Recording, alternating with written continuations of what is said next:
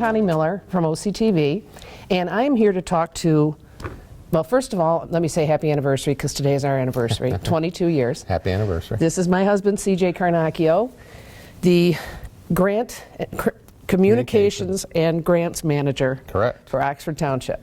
Yes. And I know the answer to what I'm going to ask you, but a lot of people are curious. So right. I'm going to ask the questions that people ask me. All right. Okay? You spent over 20 years at the Leader. Yes. And won a lot of awards, wrote a lot of stories, took a lot of pictures. And then you moved into this brand new created position. Mm-hmm. And I've watched you carry that experience forward, but it's hard to put into words. So how did you do that? How did you make that transition so smoothly, really? Well, I think the transition was smooth because I've worked in Oxford for 20 years prior, as you said, prior to taking this job. So I knew a lot of people. I knew the history of the town. I know a lot of organizations. I mean, I already had a background in Oxford. It wasn't like I was coming to a community that was brand new. I knew the community. I knew the people. So I think that was a big part of the transition being so smooth. And then the skills I developed at the Oxford Leader between research, writing, taking photos, interviewing people, they all came into play in this job. And the same skills I used at the newspaper, I use here at the township every day. Well, I don't think, I could be wrong, that when this position was created, they really expected that that's the direction you would go, as far as especially the social media, because you took it from nothing. Yeah. And now you're over 10,000? Yeah, when I started here, the township's Facebook page, they didn't have anybody to do communications or really handle their Facebook page. And as a result, there wasn't much content, and they only had 710 followers in November of 2019. And as of this morning, we have over 10,170 followers. Wonderful. So, and I think people respond to good content. I've tried to keep it informative, educational, but also entertaining. I put all the information that the township needs out there, from board agenda, meeting agendas, to when taxes are due, when you can buy dog licenses. So all the basic government information is there, but I also try to do different things like highlighting the community's beauty by taking different photos at some of our scenic locations, putting historical tidbits and information about historical landmarks on the Facebook page. Also just highlighting community events and people and the good things that happen, and people respond to good content. They responded to it when I put it in the Oxford Leader, and they responded to it on Facebook. So, well, and I'm grateful to everybody who follows our Facebook page and reads us, and you know, it's been very gratifying. I think that was an added bonus, really, because it wasn't in the job description necessarily that you would just automatically bring. I mean, even things like the Welcome to Oxford with new residents, and when somebody brings a dog in to get their license, they get their dog's picture people love taken. that. And people love seeing the dogs. I love when someone brings. I mean, a lot of people buy dog licenses here, but some people were bringing their dogs in, but after I started posting photos of people with their dogs, more people started bringing them in because they want to be on Facebook. And you'd mentioned, I did start Welcome to Oxford. So when anyone moves into the community, buys property, they get they have to file paperwork at the treasurer's office, and the treasurer's office gives them a welcome bag from the Chamber of Commerce.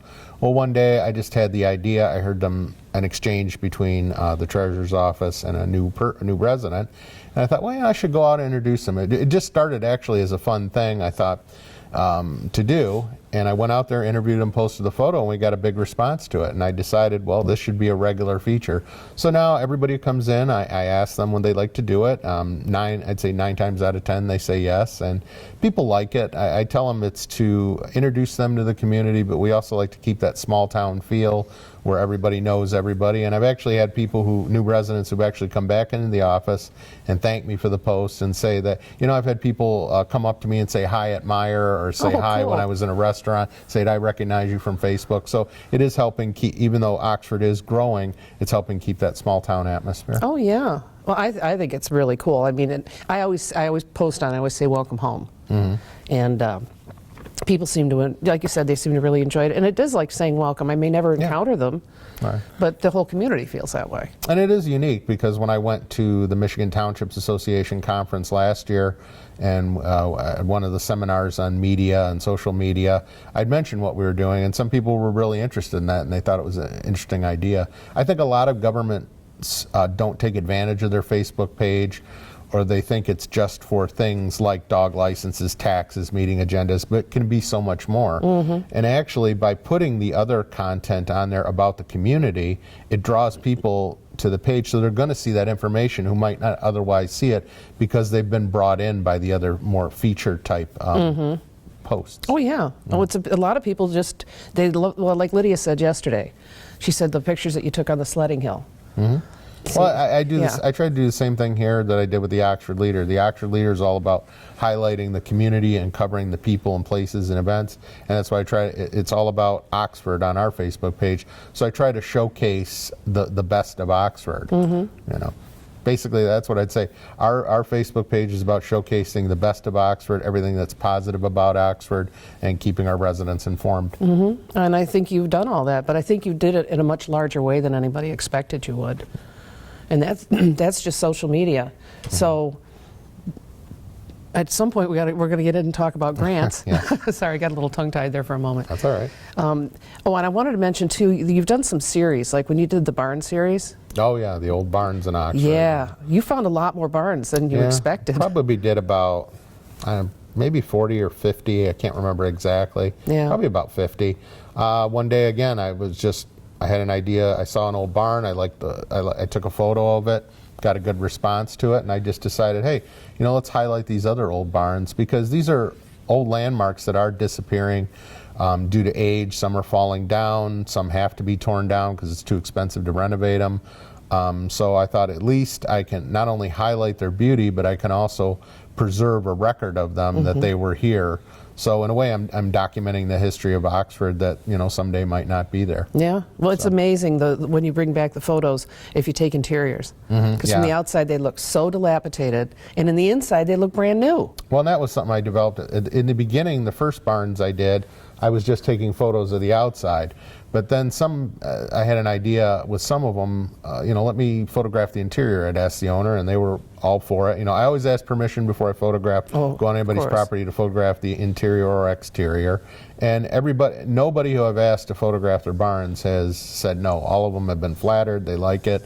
And yeah, photographing the interior has been especially nice because it's that part that people may not see. They're driving by along the road. They may see the barn, but they're not going to see inside. And sometimes the interiors are spectacular. The carpentry and that. Oftentimes it looks like a church cathedral with the light streaming. Oh yeah. Well, and then there's the one that you took the exterior, then you did the interior, then it blew down. Yes. So you were the last one to capture. Yeah. Well, it's still the roof caved but it doesn't in. look the way it did. Yeah, that's over on North Oxford Road. It's owned by a gentleman, Mr. Kupski. Yeah. And he was very gracious. He doesn't actually live on the property where the barn is, so I had to track him down. I went to his house and said, hey, I'd like to photograph your barn. He was very gracious, said, go right ahead. Then I came back to him a year later to do the interior. Yeah. And again, he was very gracious. And that's what I find. The people of Oxford are very gracious. Whenever I ask, for some help or permission to do something or photograph something on their property, everybody's been really nice, and I appreciate that. Well, that one especially sticks with me. We're going to take a quick break, and we're going to come back and talk to Orion TV, and we're going to talk grants. So we'll be right back. Okay, which one is better? 1 or 2? 1 or 2? 1 or 2? 1, 2. 1, 2. 1, 2. 1. Nearly 1 billion people live with completely avoidable vision loss. Don't be one of them. Get your eyes checked.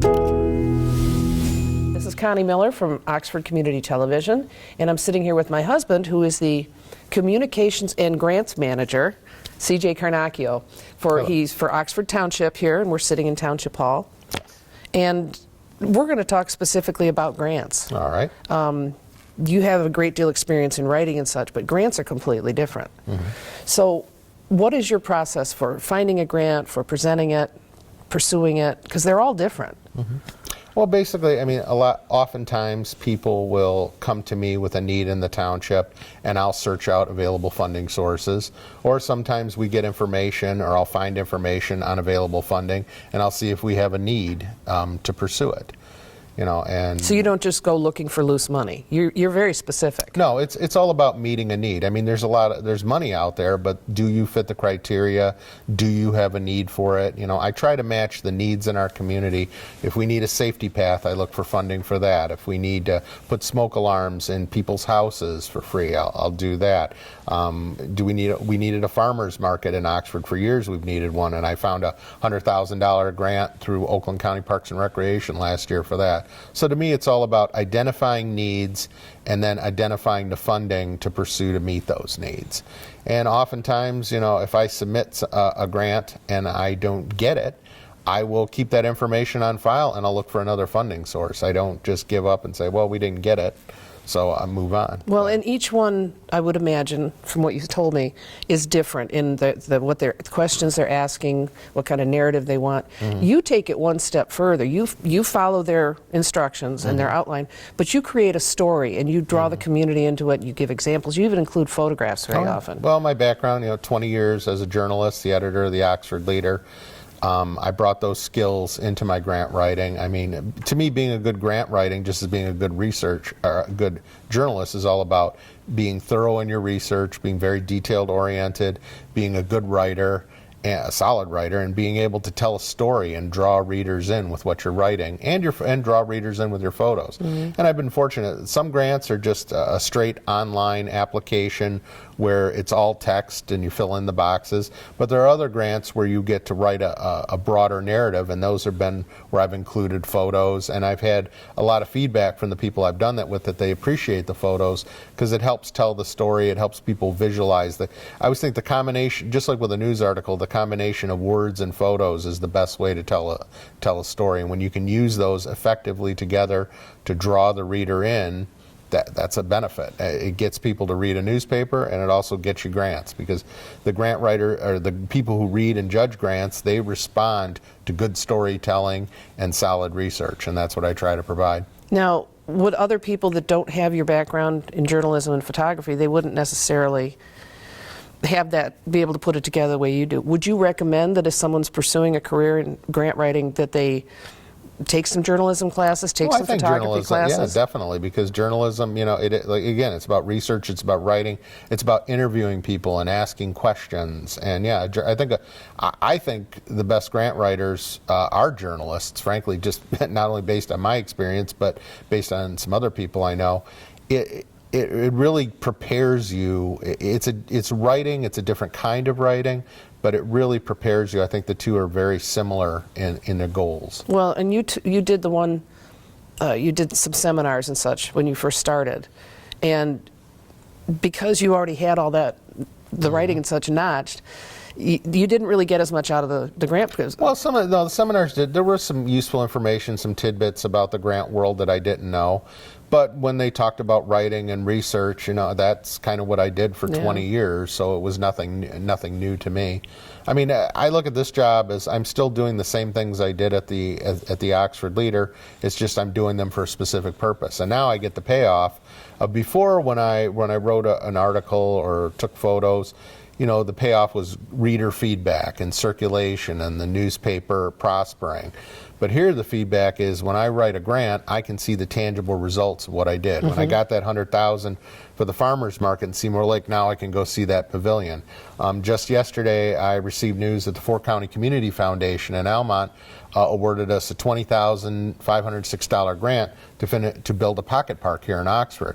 That money is going to be combined with about $60,000 in donations I received last year to build this pocket park, which is going to be named the Helen Smith Pocket Park, by the way. Well, that was the other thing I was going to ask you about. Is it usual, or is it kind of unique to go to the community and get specific donations for specific projects? Is that something that's recommended? And well, I try. A lot of when you're or is pursuing, that just you? Well, when a lot of grants, some grants require a match. A lot of grants don't require matching money, but they do like to see that you're invested in the program, that you're not just, that you're getting, either using money from your budget or donations or other grants, to show that it's not just, I have my hand out, I need all the money from one source, that I've gone to multiple sources, or that you're invested in the project. So some grants, in order to make them more competitive, I do go reach out to the community and solicit donations. I did it with Helen Smith's Park. I did it with a smoke detector program for the fire department that we had last year, Safety Begins at Home, where the fire department installed free smoke alarms and carbon monoxide alarms in Oxford residents' homes, focusing on seniors, low-income households, and people with disabilities. Right. And there were a lot of local businesses, particularly insurance companies and community organizations like the VFW and American Legion, that stepped up to donate to that. And I think the people who judge the grants, they respond to that. They see, well, you have money from other sources, you and or your community are invested in this project, and I think oftentimes they're more willing to award money to those projects that shows your community is invested in it. Yeah, well, that makes sense. I kind of thought, obviously I don't know much about what grant writing, I kind of thought that was unique to you, because sometimes you do that and sometimes you don't, but that makes sense. In some you need that involvement. And of course, you're very specific when you ask people. You don't just scattershot out in the community and ask. You're very specific to the project. With the smoke alarms, I knew right away to go to the local insurance companies in town. They were the first ones, and they were very generous, and I greatly appreciate them. And then I moved on to some of the community organizations that I know are focused on helping people, particularly our more vulnerable citizens and our at-risk people. So, yeah. Yeah, very specific, and you've done very well at it. Thank you. And you've helped with, we'll talk about that later, but you, ever since the pandemic started in 2020, which was really about the time you were just getting your feet wet, because you started in November 19, you got a lot of food-related and support-related grants very quickly for organizations. And that was very impressive. Oh, thank you. Yeah. Well, I mean, I know you helped Fish and several times, and that was just at the start, you know, and you just did it, and it was great. So anybody that is looking for that sort of support, I mean, the need still exists. The need will always exist, but that's always now. Okay, if you were looking for a grant for food, and you didn't have one sitting on your desk, would you go online and type in food? Well, there's a lot of sources. I would go to some organizations like the United Way of Michigan. They give out a lot of grants to help citizens in need. But yeah, I basically, you know, a Google search is a good way to start at what are some. Well, you're so good at Google searches. What are some grants that benefit food pantries or meal programs? Yeah, you know, the internet's a great resource, and sometimes you just do a Google search. I mean, there's been a lot of things I've found just by doing a quick Google search and saying, okay, what's out there, and then you go from there. There is a road laid out for me. First night here, but Amy seems cool. Leading down to the river. I am blind, but I need not see. What do you think? I know this road is there for me. If I'm really free, take me down to the river and walk.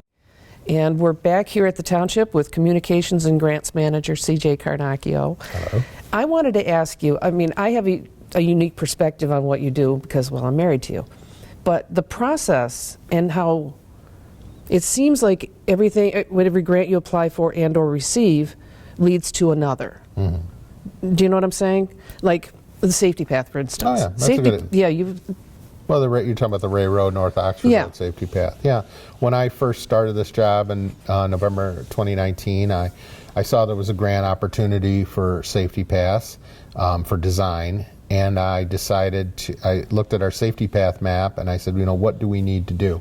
What are the priorities? And North Oxford Ray Road jumped out at me. That's the corner over there by the high school.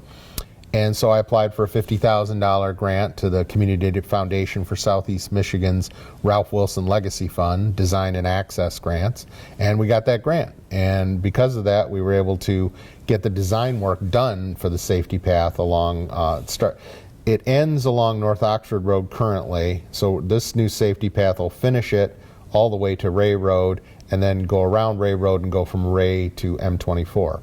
So we got the design done. Now, after I got the design done, I started looking for money to actually construct it.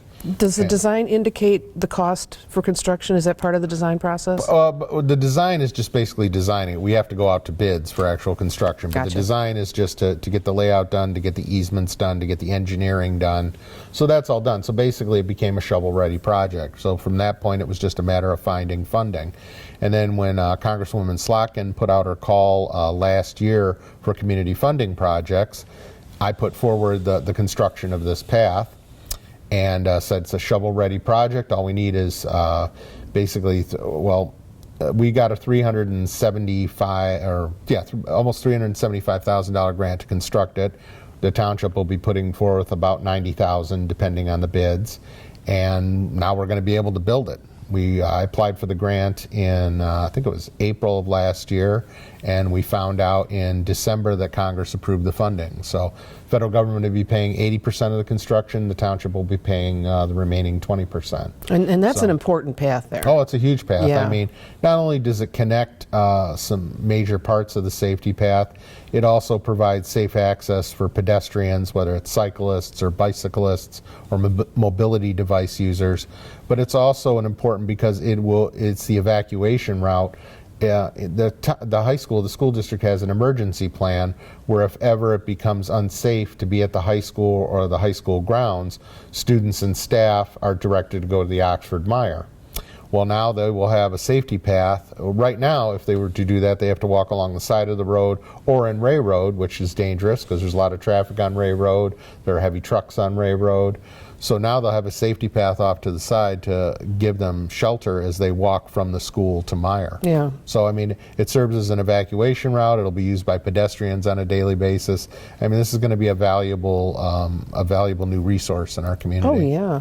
Well, then there's the area right around here, the 5 miles that you connected. You filled in all the blanks. Well, that was another one. I went for another Ralph Wilson Legacy Fund grant.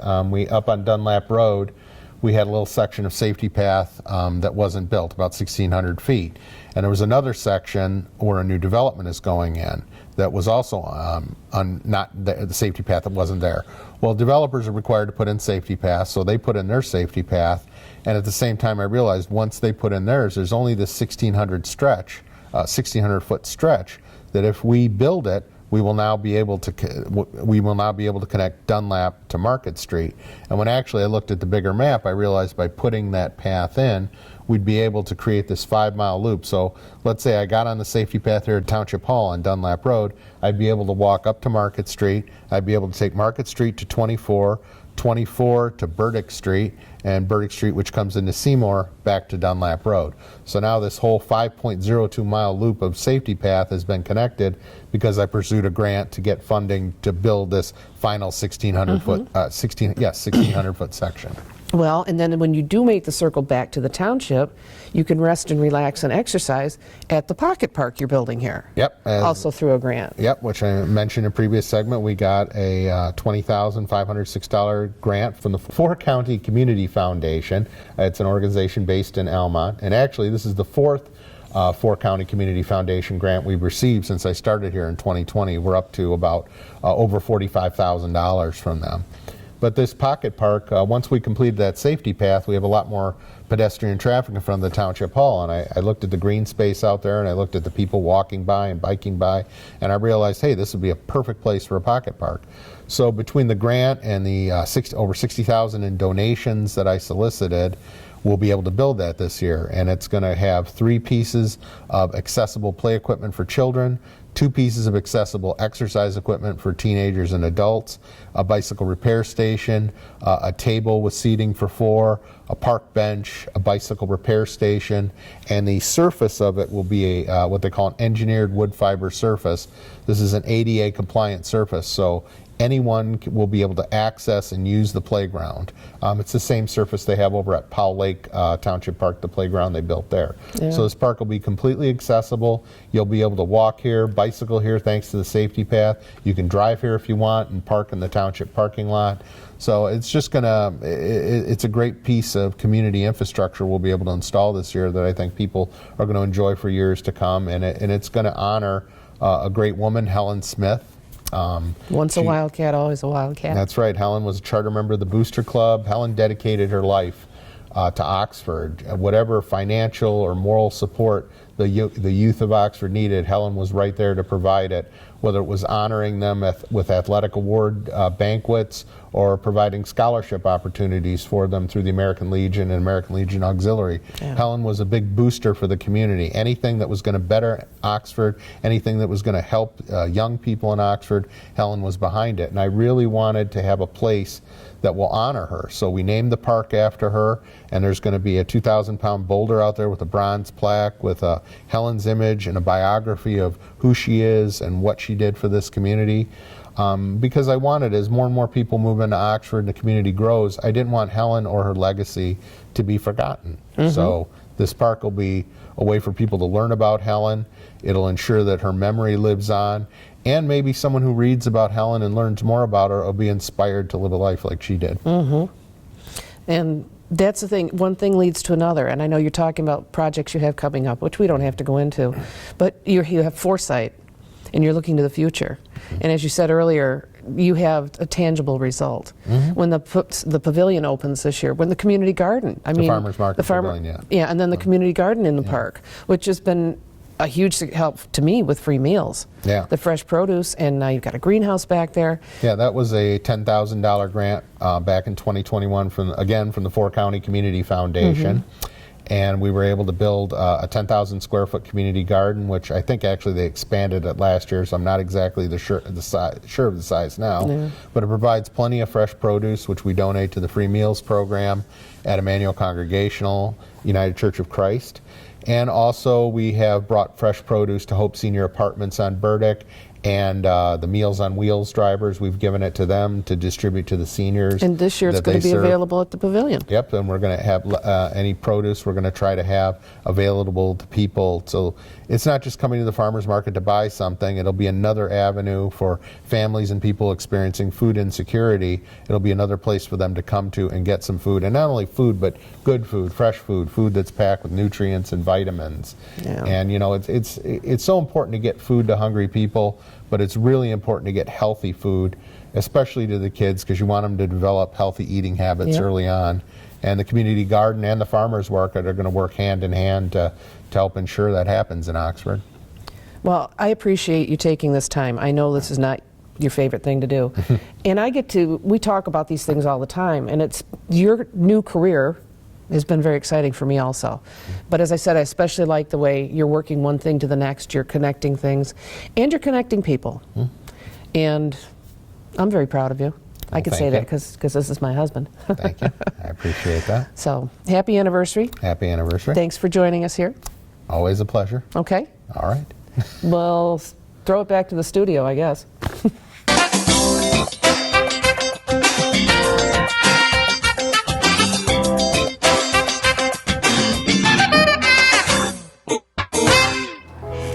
Okay, which one is better? 1 or 2? 1 or 2? 1 or 2? 1, 2. 1, 2. 1, 2. 1. Nearly 1 billion people live with completely avoidable vision loss. Don't be one of them. Get your eyes checked. You arrived too soon. I imagined your eyes, they smile, your pain is crime. I don't understand. What is this feeling? Breathe, kid. Let's do it together, slowly.